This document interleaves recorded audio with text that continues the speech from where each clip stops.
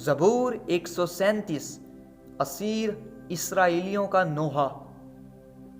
हम बाबुल की नदियों पर बैठे और सयून को याद करके रोए।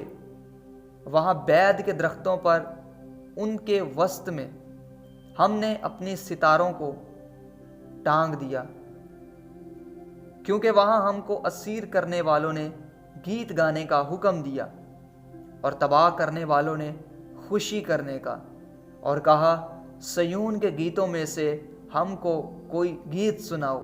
हम परदेश में खुदावन का गीत कैसे गाएं। आए यरूशलेम, अगर मैं तुझे भूलूं तो मेरा दाहिना हाथ अपना हुनर भूल जाए। अगर मैं तुझे याद ना रखूं, अगर मैं यरूशलेम को अपनी बड़ी से बड़ी खुशी पर तरजीह ना दूं, तो मेरी जुबान मेरे तालू से चिपक जाए। आए खुदामद यरूशलेम के दिन को बनी अदूम के खिलाफ याद कर, जो कहते थे इसे ढा दो, इसे बुनियाद तक ढा दो।